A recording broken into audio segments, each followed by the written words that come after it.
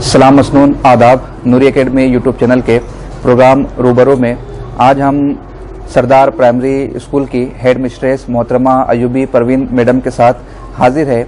आज हम मैम से जानना चाहेंगे कि हेड मिस्ट्रेस रहते हुए किस किस्म की दुश्वारियां हायल होती है और उन परेशानियों को किस तरह से हल किया जाता है।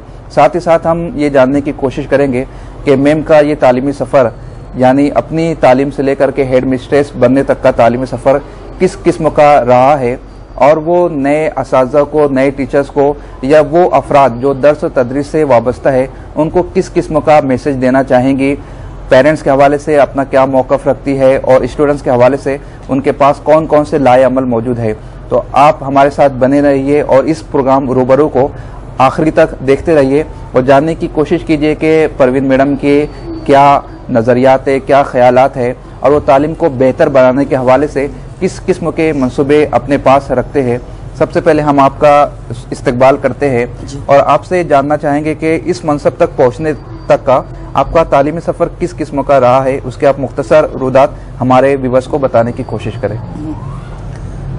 सबसे पहले तो मैं ये बताऊं कि मैं एसएससी के बाद, हालांकि मेरा इरादा नहीं था पढ़ने का, लेकिन फिर भी घर में अम्मी वगैरह ने कहा कि अपना तालीमी सफ़र जारी रखूं। तो माशाल्लाह सबसे पहले मैंने तो डीएड में एडमिशन लिया।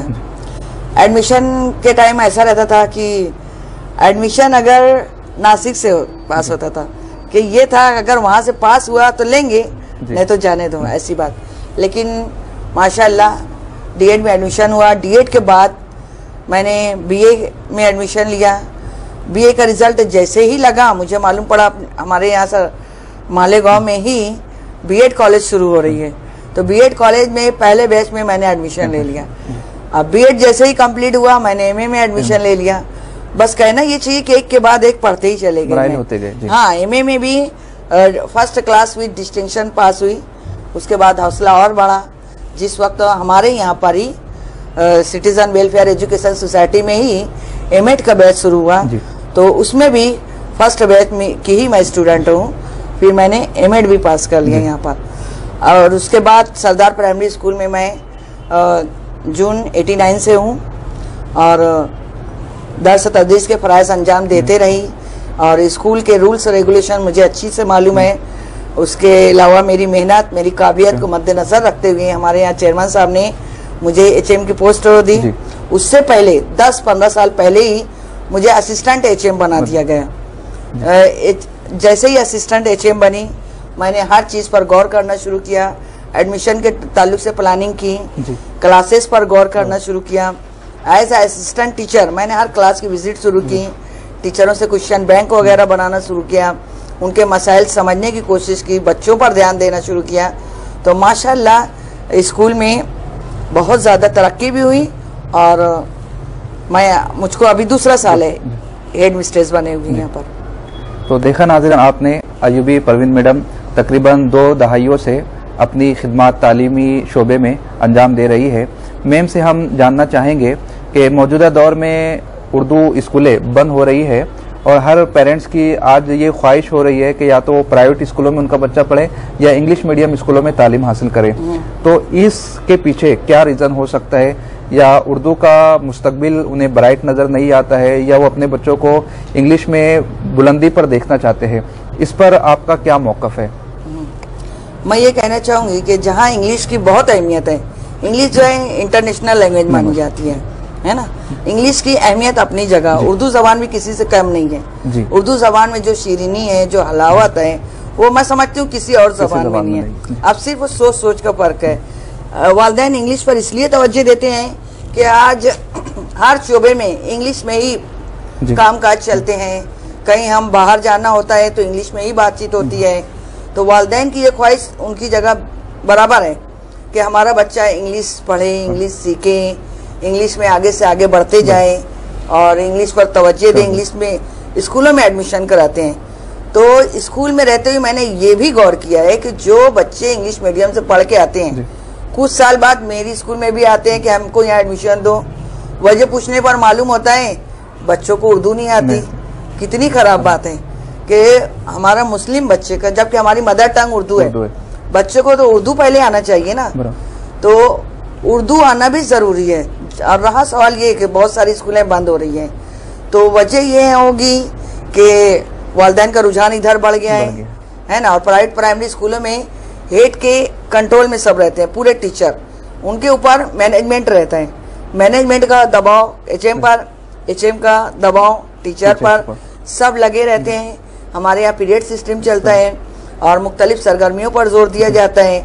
तो मैं समझती हूँ कि यही वजह से प्राइवेट स्कूलों की तरफ या फिर जहाँ सेमी इंग्लिश क्लासेस चलती हैं या इंग्लिश मीडियम स्कूल जो होती है, तो वहाँ पर रुझान बढ़ता जा रहा है। और ऐसा नहीं कि कारपोरेशन की स्कूल में यानी बंद हो रही है, तादाद कम होने की बिना पर एक स्कूल दूसरी स्कूल में जम हो जाती है, बंद नहीं होती है, मतलब बच्चे की तादाद कम होती है तो एक स्कूल के बच्चे दूसरी स्कूल में जम कर दिए जाते हैं।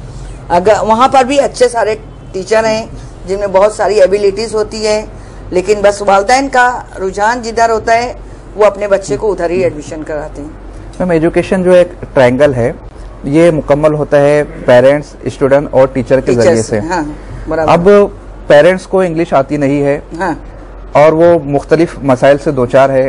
हाँ, अब उनकी ख्वाहिश है कि उनका बच्चा इंग्लिश में तालीम हासिल करे। हाँ, टीचर्स मेहनत भी कर रहे हैं, बच्चा भी मेहनत कर रहा है। हाँ, अब जो होमवर्क दिया जाता है घर आने के बाद माँ बाप भी चाहते हैं कि हम बच्चे को पढ़ाएं, हाँ, मगर चूंकि उस जबान पर उनको उबूर हासिल नहीं है, इस वजह से वो खातिर ख्वाह मेहनत करने से कासिर है। तो जो ट्रायंगल है वो मुकम्मल नहीं हो पाता। इस वजह से वो बच्चे या तो इंग्लिश में बेहतर परफॉर्म नहीं कर पाते हैं या फिर उर्दू स्कूलों की जानिब रगबत बढ़ जाती है, ना वो वहाँ सक्सेस पा पाते हैं ना उन्हें यहाँ उर्दू आती है। तो इस पस मंजर में आप पेरेंट्स को क्या सजेस्ट करोगे कि कौन सा मीडियम चूज करना ज्यादा बेहतर है? बात यह है कि इंग्लिश के ताल्लुक से वालिदैन को इंग्लिश नहीं आती है ना, लेकिन जो बच्चे हमारे यहाँ स्टूडेंट्स हैं, इंग्लिश का पीरियड भी बाकायदगी से होता है, इंग्लिश स्पीकिंग भी रखी जाती है हमारे यहाँ पर, और होमवर्क को भी उसी मुनासबत से दिया जाता है जो बच्चे आसानी से कर सकें। हम वालिदैन की जब मीटिंग लेते हैं, वालिदैन को ये कहते हैं कि बच्चों को अपना होमवर्क को खुद करने दें, आप हरगिज करके ना दीजिए। ये एक बात हुई। और वालिदैन जो है स्लम एरिया के ज्यादातर, तो उनको वाकई वो पढ़े लिखे नहीं होते, नहीं आता है।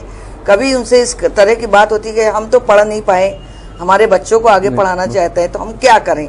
हम ये बोलते हैं आपको नहीं भी आता है ना, तो सिर्फ बच्चे को आप 2 घंटा टाइम टेबल ऐसे बनाइए पढ़ाई के औकात में कि आज आपको जो पढ़ाया गया है आप वो किताब और कॉपी लेके बैठो, हमको पढ़ के सुनाओ। आपको नहीं आता लेकिन बच्चा लेकिन आपकी डर से बैठ के पढ़ेगा, तो आप इस तरीके से बच्चों की एक तरह से हेल्प करेंगे। घर पे तालीमी माहौल बनाए रखने का और बच्चों को मौका देने का कि आपको आज दिन भर में जो भी पढ़ाया गया है, उर्दू में क्या पढ़ाया गया है, इंग्लिश में क्या पढ़ाया गया है, आप वो बैठकर पढ़िए। बच्चा पढ़ेगा, पोएम वगैरह माँ बाप को सुनाएगा, है ना। पोएम में जहाँ अटका माँ बाप को समझ में आ जाएगा कि ये बच्चे को याद नहीं है। हिदायत कर सकते हैं कि आप स्कूल में और अच्छी से याद करके आना। वक्तन फौक्तन टीचर से भी मुलाकात की जा सकती है। मीडियम तो दोनों अपनी अपनी जगह बेहतर है। तो मैं आपके जवाब में यही कहना चाहूंगी कि वालिदैन अपने बच्चों को ऐसी स्कूलों में दाखिल कराएं जहाँ उर्दू भी सिखाई जाती है, इंग्लिश भी सिखाई जाती है, उसके साथ साथ दीनी तालीम पर भी तवज्जो दी जाती है। नाज़रीन, परवीन मैडम ने एक मुबहम जवाब दिया। बहरहाल मैं इसको अप्रिशिएट करता हूँ कि किसी एक जबान को तक़वियत ना देते हुए उन्होंने सबको पैरेलल करने की कोशिश की है। बहरहाल ये पेरेंट्स की जिम्मेदारी है कि वो अपने आप को जांचे कि हम अपने बच्चे पर किस जबान में मेहनत कर सकते हैं। ऐसा नहीं है कि मालेगांव के सभी पेरेंट्स को इंग्लिश नहीं आती है। हमारे शहर में ऐसे बहुत सारे पेरेंट्स मौजूद हैं जिनको मुख्तलिफ ज़बानों पर उबूर हासिल है, तो वो अपने आप को जांचे और अपने बच्चे की सलाहियत को सामने रखते हुए उस मीडियम में एडमिशन करवाने की कोशिश करें जो उन्हें बेहतर मालूम होता है, जो उनके बच्चे के लिए मुस्तकबिल को बेहतर बनाने के लिए कारगर साबित हो सकता है। क्योंकि आप एक सदर मोअल्लिमा है, हेड मिस्ट्रेस के मनसब पर फाइज है और ये पूरा तालीमी हल्का जानता है कि सदर मोअल्लिमा या हेड मास्टर साहब वो कितने ही बासलाहियत हो, फ़ाल हो, मुतहर्रिक हो, ज़्यादा वक्त देने वाले, मेहनत करने वाले हो, बावजूद इसके उन्हें मुख्तलिफ किस्मों की परेशानियों का सामना रहता है, चाहे वो सोसाइटी के हवाले से हो, स्टाफ मेंबर के हवाले से हो, मैनेजमेंट के हवाले से हो, या फिर मुख्तलिफ हमारे व्यूअर्स जानते हैं कि किस तरह का उन्हें मसाइल का सामना रहता है। तो आप इन परेशानियों को किस तरह से हल करती हो? बताऊं कि जहां मैं सरदार प्राइमरी स्कूल की हेड मिस्ट्रेस हूँ, वहीं पर मैं सिटीजन वेलफेयर एजुकेशन सोसाइटी में एक रुकन भी हूँ। तो मैनेजमेंट की मीटिंग भी रहती है, मैनेजमेंट की भी तमाम बातें मुझे मालूम रहती है। और हेड मिस्ट्रेस होने के नाते वाकई स्कूल में बहुत सारी परेशानियां आती हैं, मुख्तलिफ मसाइल आते हैं जिनकी नोयत अलग अलग रहती है।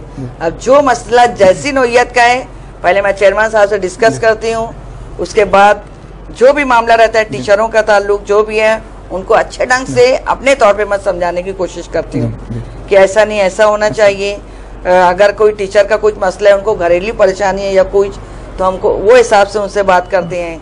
बहरहाल जहाँ तक मेरी कोशिश होती है कि जो मसला भी आए मेरे पास मैं उसको अच्छे ढंग से सुलझा देती हूँ। निज़ाम तालीम को बेहतर बनाने के लिए आपके पास कौन से उसूल ज़ाब्ते हैं?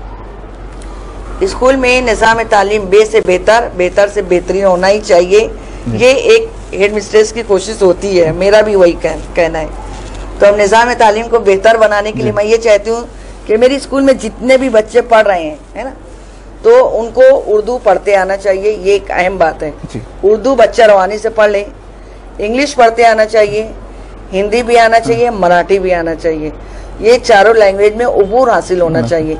इसके लिए मैं वक्तन फ़ौक्तन मुख्तलिफ प्रोग्राम रखती हूँ और हर फ्राइडे को कोई भी एक सडन टेस्ट होता है, मेरी तरफ से क्वेश्चन जाते हैं। 1-2 दिन अव्वल मेरी तैयारी हो जाती है। कोई फ्राइडे ऐसा भी गया है कि पूरी जमात का है, अलग सुपरवाइजर भेजती हूँ कि उस क्लास में चेक करके आओ कितने बच्चे रवानी से पढ़ते हैं, कितने को पढ़ते नहीं आता है। जब मेरे पास वो ग्रेड आ जाता है कि इतने बच्चे अभी अटक के पढ़ रहे हैं, तो फिर वो हिसाब से उन टीचरों को नोटिस देना पड़ता है कि इन बच्चों पर इनफरादी तवज्जो दी जाए। तो मैं समझती हूँ कि चंद महीनों में माशाअल्लाह हमारे यहाँ का हर बच्चा बहुत ही रवानी से उर्दू भी पढ़ सकेगा, इंग्लिश भी पढ़ सकेगा इंशाल्लाह। नाज़रीन, अयूबी परवीन मैडम इस बात की निशानदेही कर रही थी कि करिकुलम के साथ साथ उनके स्कूल में बहुत सारी एक्स्ट्रा एक्टिविटीज़ होती है और वो किस तरह से निज़ाम तालीम को बेहतर बनाने के लिए रात दिन तगदो कर रही है। हम मैम से अपने नाज़रीन के लिए कुछ मशवरे चाहते हैं। आप बताइए कि पेरेंट्स के लिए, टीचर्स के लिए, स्टूडेंट्स के लिए आप इस मीडियम से क्या मैसेज देना चाहती हूँ? के जरिए मैं वालिदैन, स्टूडेंट्स वगैरह को ये मैसेज देना चाहूँगी कि आप अपने बच्चों का एडमिशन ऐसे स्कूल में कराएं जहाँ दीनी तालीम भी हो, असली तालीम पर भी तवज्जो दी जाए और अपने बच्चों पर ध्यान दीजिए। अपने बच्चों के लिए वक्त निकालना ज़रूरी है क्योंकि आज का ज़माना है मोबाइल का ज़माना। बच्चे आए दिन मोबाइल में, टीवी में गुम रहते हैं। तो हमको ज़रूरत है अपने बच्चों पर ध्यान देने की, उनके हल्का अहबाब पर नज़र रखने की ज़रूरत है और बच्चा क्या पढ़ रहा है स्कूल में, आज उसने क्या तालीम हासिल की, उस पर भी वालिदैन को ध्यान रखने की ज़रूरत है। बहुत बहुत शुक्रिया आपका कि आपने अपना कीमती वक्त हमें दिया और अपनी स्ट्रेटजीज को व्यूअर्स तक पहुंचाने की कोशिश की। उम्मीद कभी है कि इस तरह के और भी लेक्चर्स आपके गाहे बगाहे आते रहेंगे और हम अपने व्यूअर्स को बता दें कि रूबरू में ऐसे ही पर्सनालिटीज़ को लाने की कोशिश की जाती है जो न सिर्फ क्वालिफायर है बल्कि उनका अपनी लाइफ में बहुत सारे अचीवमेंट्स भी है और वो व्यूअर्स तक के आला मैसेज पहुंचाने की जिम्मेदारी भी रखते हैं, अहल भी रखते हैं। तो बने रहे हमारे साथ इस चैनल के माध्यम से और देखते रहे हमारा ये प्रोग्राम रूबरू।